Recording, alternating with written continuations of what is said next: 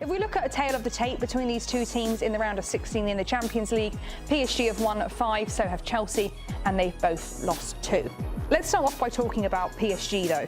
It's a side that finished 11th in the league phase. They barely scraped past Monaco. They won 5-4 on aggregate. How is this team that we've seen in the league phase, in the knockout round, Troy, different to the team that won the Champions League last year? Just the fact, going back to both of these teams have suffered the most injuries in European football because of going so deep in the Club World Cup. No break. No pre-season, no break. They go straight back in, and they both, early part of the season, had the most injuries.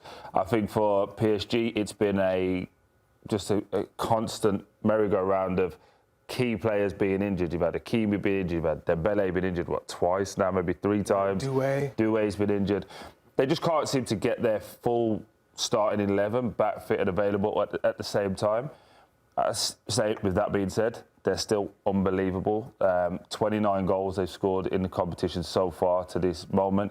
You add to the likes of the Ballon d'Or winner Dembele will be added back into that mix in the next couple of weeks.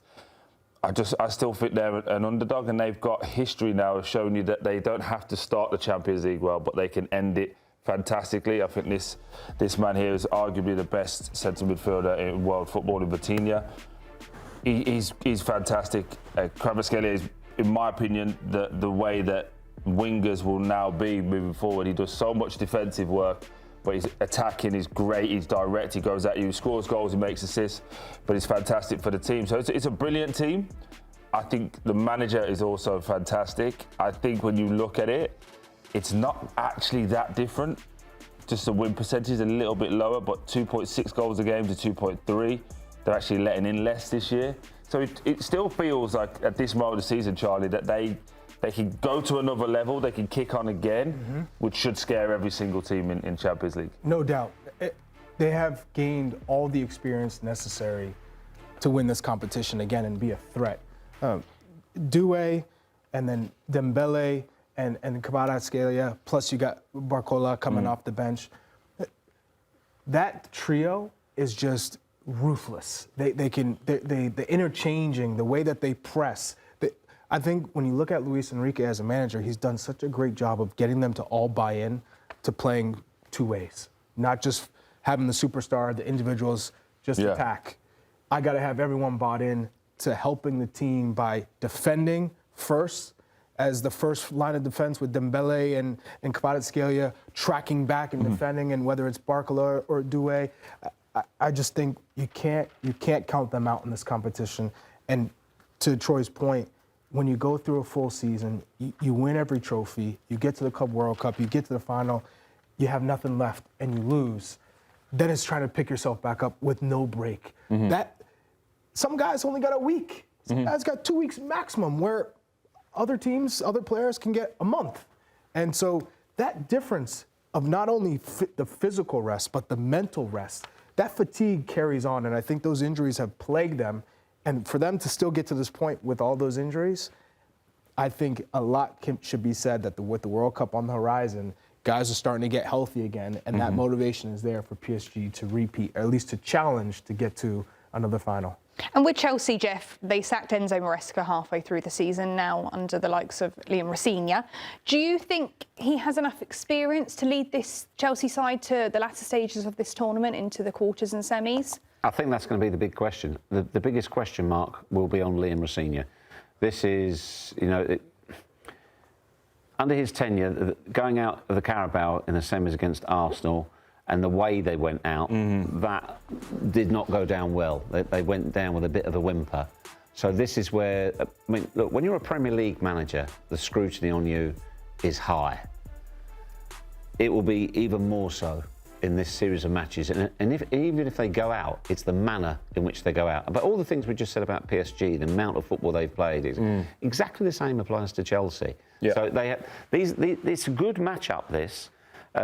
How much that narrative of the Club World Cup final comes into it, I'm not entirely sure. It was like, they feel like 2 very different clubs, and I can't quantify 100%. That, and I can't put my finger on why I say it. I can tell you why, because when you look at PSG, they don't have Donnarumma anymore.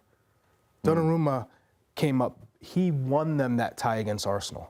these saves over both legs, and that second leg in particular. Yeah, like Liverpool game as well early on. He was massive for PSG.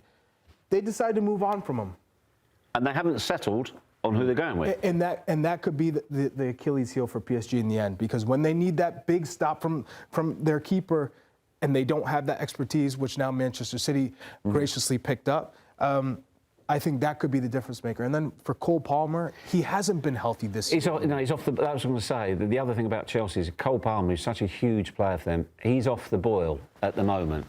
He has had some trouble with injuries. He's maybe not found his form yet.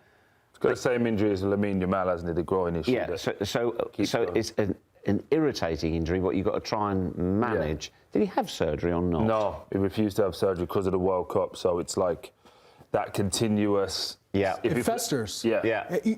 And we all know groin surgeries, groin issues in general, when you get a pull, it nags. It takes such a long time to fully recover. And you're not going to get the time to fully recover because they need you on the pitch. So you're trying to manage this.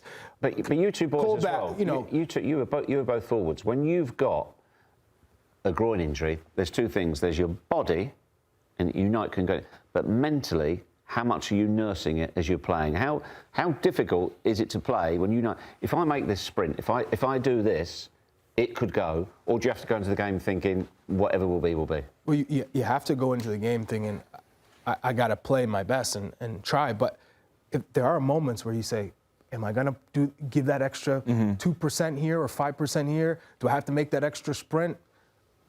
I want to persevere myself. I want to stay healthy. So you ultimately maybe change your game a little bit because you have to manage the injury. You don't want to expose yourself to a re-injury, because once you do, then the road is long and difficult. I also think there's so many question marks around Chelsea as a club. But when you look at their head-to-head, I think in past meetings, they've met each other at completely different times. So Chelsea were a dominant force at one point, and now PSG are a dominant force. I think when you look at them now, Chelsea would say they've got great young talent that they're building towards.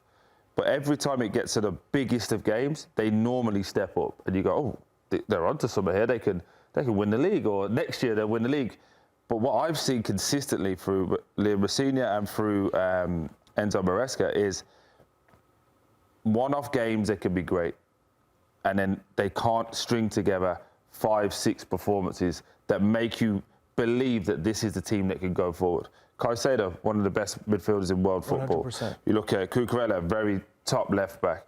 Reece James, one of the best. You start to go through, you go Cole Palmer, one of the best in his position. You go, oh, wait, these are... Estevao. Yeah, Estevao, really good. Top talent. Yeah, João Pedro scoring, feeling good. You start to go, oh, hold on. They've got the pieces. Yeah, but then get to the centre-halves and the goalkeeper. But then you get to that... But I go better. Go to that tangible moment. That if things go a little bit left, when you're young, you never take blame. We've been there. It's always somebody else's fault. But when we've been young, you have an older, experienced person that goes, hey, get in here now. The game needs this. Or, hey, we're not going to press now. We're going to wait.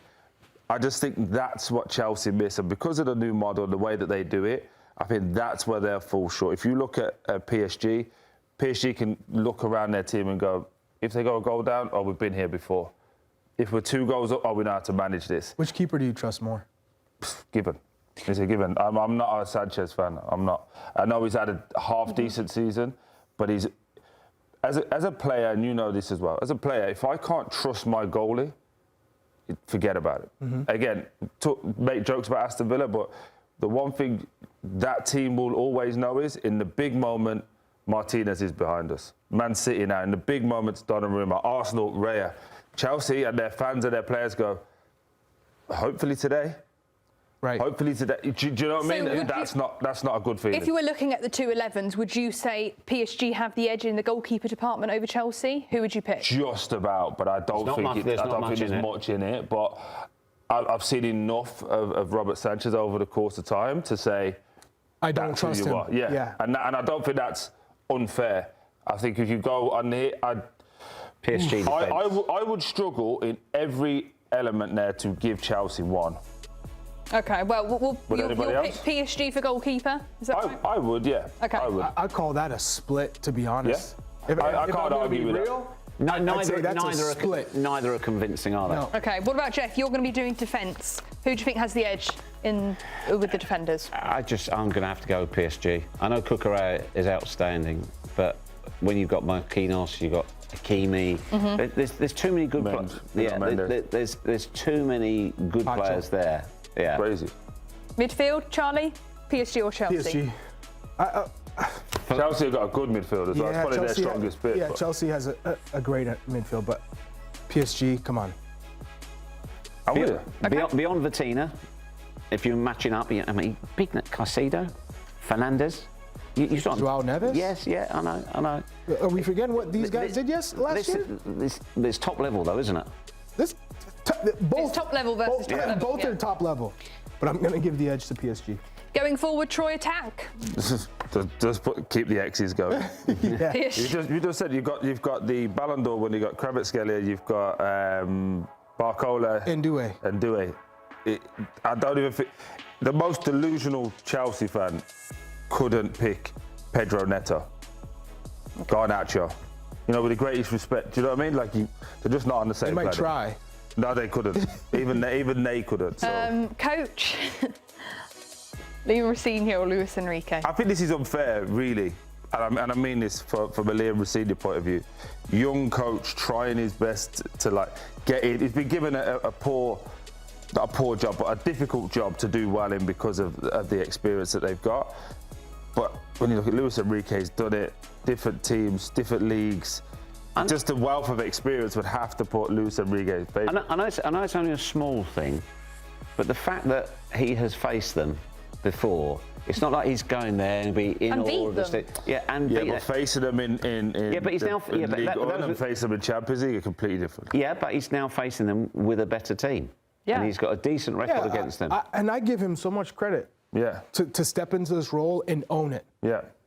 But if we're going to be realistic here, this is the apples and oranges. I mean, Luis Enrique is in a whole nother stratosphere. Which Liam Rosenior himself would know, but Liam also would take that on as a challenge. Of course. Right. Liam will revel in this. He will thrive on proving people wrong and proving himself right. We have to remember, though, as well, Chelsea did beat PSG in that final. They did, Club World Cup. So. Club World Cup. But it was a different manager. Different manager, but... Completely different circumstances as well. End of a very long season for both. I think when you look at the heat that was here in New York as well, there's so many different variables of it. It just felt, because I was at the game, it felt like it was one game too many for PSG. And Chelsea, every single one of their players was 8.5 out of 10. Everyone, including the goalkeeper.